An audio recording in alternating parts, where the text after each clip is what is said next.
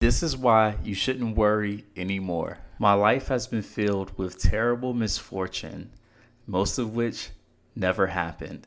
This is a quote that I love reading to my clients, and it's by a guy named Michel de Montaigu. Okay, and this is a quote from about 500 years ago.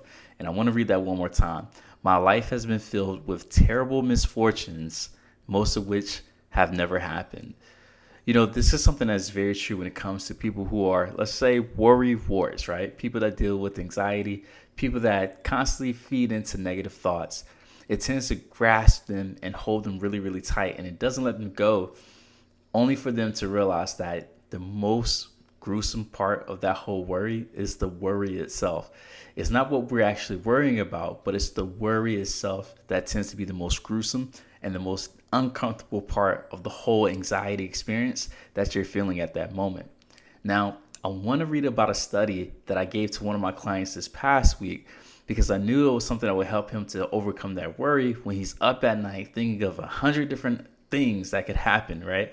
There used to be a show called 100 Ways or 1,000 Ways to Die, and that's kind of what their mind is doing. It doesn't have anything to do with death, but there's 1,000 ways that something could go wrong, or something could hurt him or someone that he loves. And as a result, the mind just keeps going and going and going.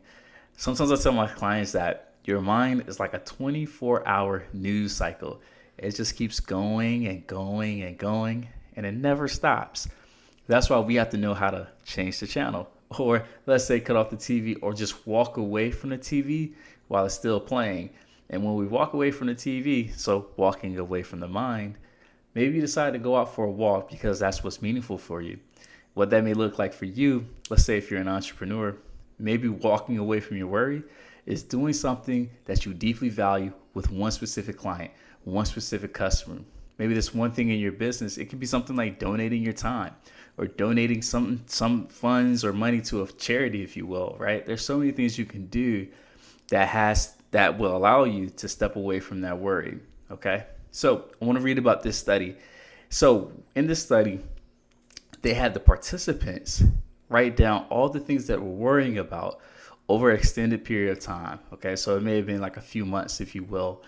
And what they had them do was go back to that list and notice how many of these things did not happen. And what they found out is that 85% of all the things that they were worrying about didn't come to fruition. It's crazy, right? 85%, but it gets better. So what they then go on to say is that for that last 15% of the things that did happen, 79% of the people in the study discovered that they could either handle the difficulty behind the thing that they were worrying about, or the difficulty taught them a very valuable lesson that was worth learning. Okay, so think about that, right? Out of that last 15%, 79% of them saw that, hey, they could handle it, or they learned a valuable lesson from it. So what that would equate to is that 97% of the things that they were worrying about, they found that they had the power to overcome it, right? And the most gruesome, the most terrible, the most uncomfortable part about that whole worry, that whole situation, was simply the worry itself. It's that constant feedback loop that their mind was running into. Think about that, guys.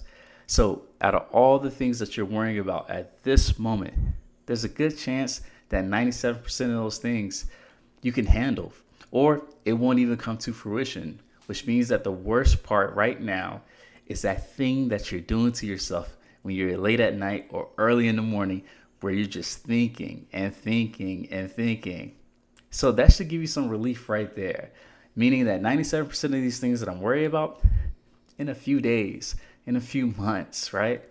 It won't even be something that would be a blip on my radar. It won't be anything that would change my life the way that I think it will right now. And that should give you a lot of reassurance, okay? So that's why I wanted to do this podcast. And I'm gonna give you guys a few more other things to keep in mind to help you to stop worrying. But that is by far one of the biggest ones, okay? So you can check out that post, or you can check out that study rather. And it was on the Huffington Post, okay? The Huffington Post, all right? And what it was titled was 85% of what we worry about never happens. So you can go and find that study and you can read more about it. Now, the second point that I wanted to mention when it comes to your worry and why you shouldn't worry anymore is simply this. Worry doesn't get rid of anxiety. Action does. And worry just simply adds to your anxiety because you're procrastinating. So think about it, guys. These things that you're constantly thinking about late at night, early in the morning, how many of these things can be solved by just simply taking small, simple steps? Okay. How many of these things can be solved by taking small, simple steps? Because as I talked about in the first point, right now what you're doing is you're taking out the metaphorical belt and you're just beating yourself with it. And that's the equivalent of worrying about whatever it is that you're thinking that will go wrong. So maybe I should stop and tell you guys, like, what is worry? Worry is you simply overthinking about some drastic and unimaginable outcome that will leave you hurt, in a bad situation, in a place where you can't recover, just anything bad. That is what worry is. It's you sitting, being lost in a cloud, just simply can't think of anything else except this negative thing, this bad thing that you think will happen to you. And as a result, you lose touch with your right here, right now moments. You lose touch with what's going on in front of you. You lose touch of what it is that you should be doing in this moment. So as a result, you're not taking quality actions, right? So you may be going about work. You may be going throughout your relationship. You may be going throughout your business, doing the thing, whatever the thing is, but you're not doing it to the level that you know you can be doing it and that you should be, to be honest. And the reason why is because you're lost in a cloud of worry, okay? So again, how to get rid of that worry? Well, it's action. Because here's the thing that action provides. It provides clarity. And that's what people do when they're worrying about something and they're just thinking and thinking and thinking. What I see a lot is that people try to find the easiest way to do hard things. And that's kind of the backlash of all of these hacks and secrets and tricks that you see on social media and all these other places. Because some things, guys, you just got to do it uncomfortable. But the beauty part, right? The beautiful part about that is that as you take these actions, things will get a little bit easier. You will gain more clarity. And your ability to do hard things will actually increase, okay? Because here's the thing.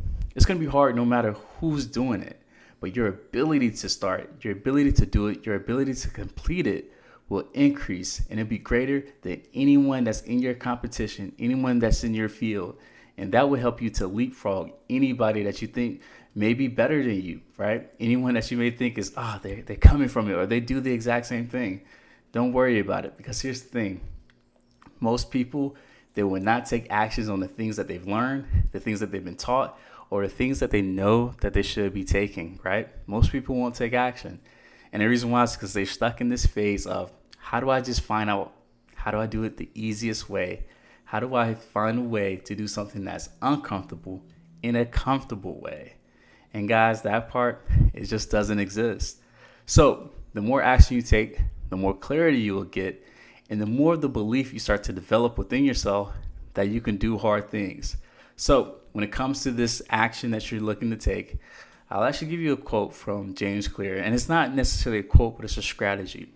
So when you look at this task that you're going to do, I would ask you to ask yourself, if I had to break this task down into 5 phases, right? In terms of the intensity of it, what does a phase 1 of this task look like?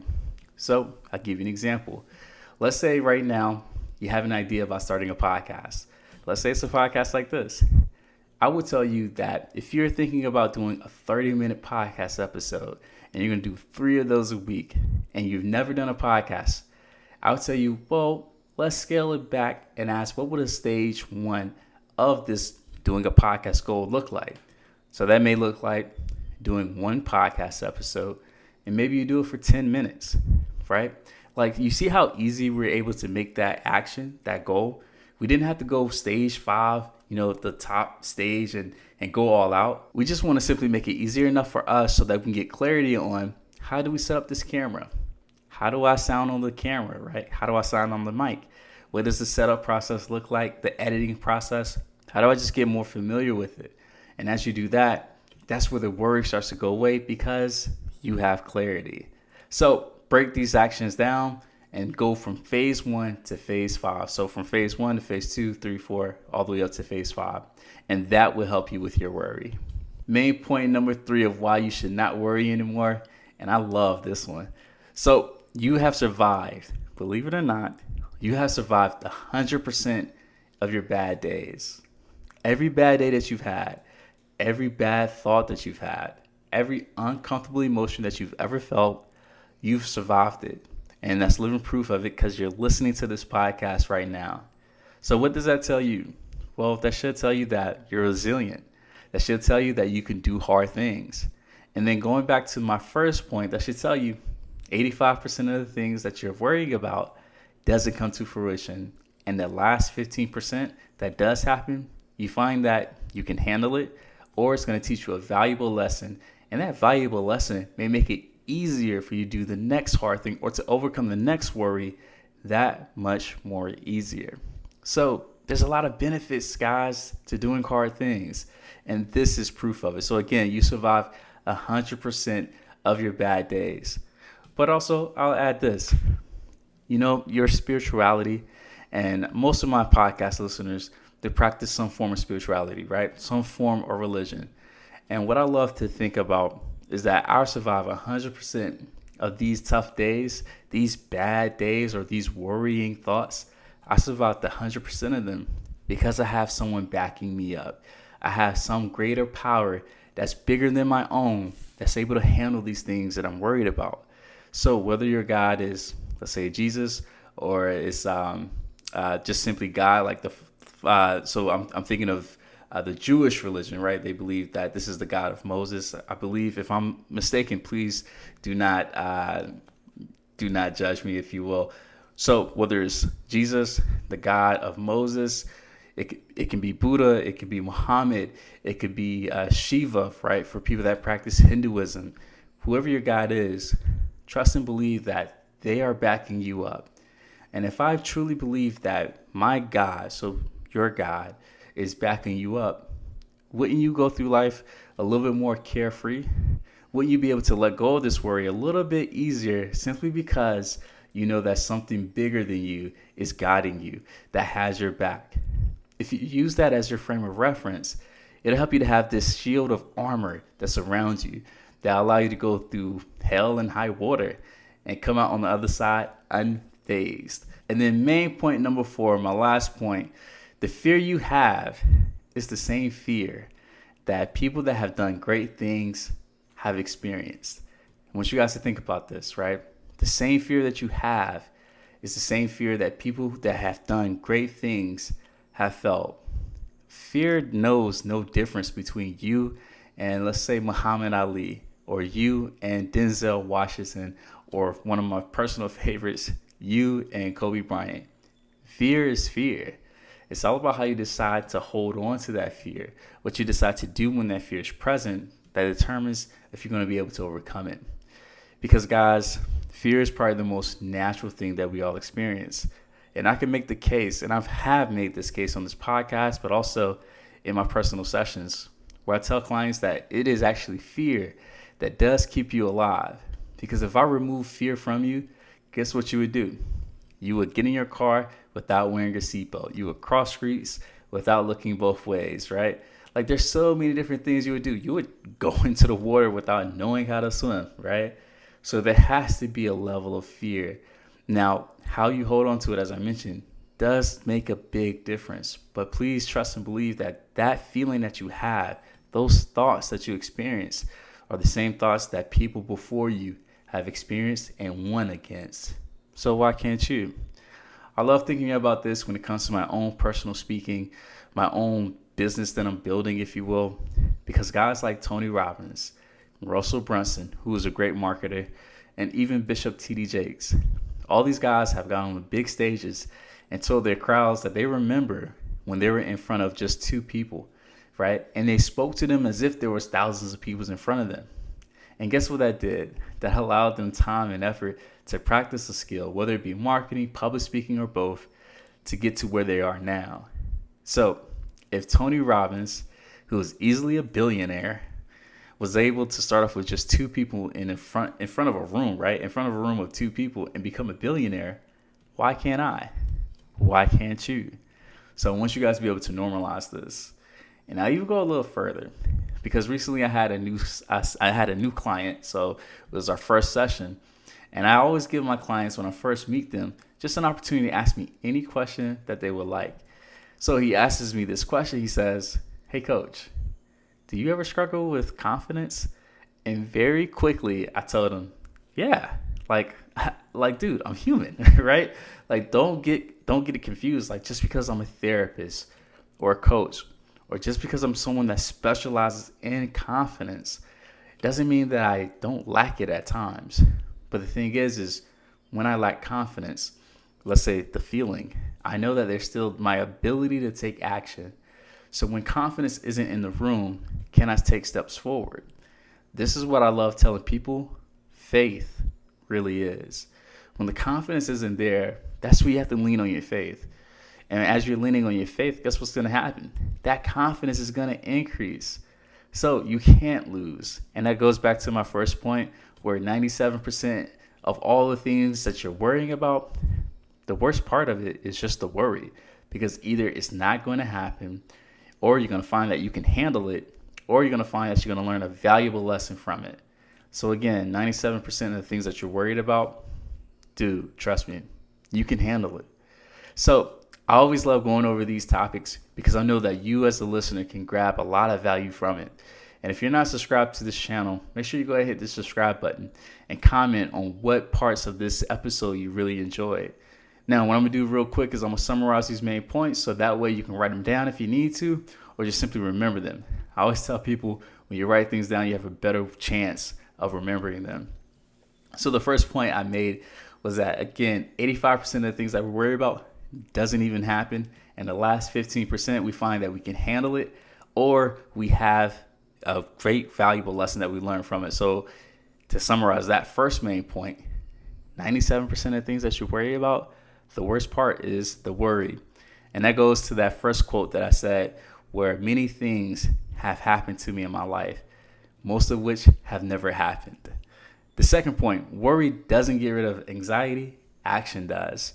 Worry just adds more anxiety due to procrastinating.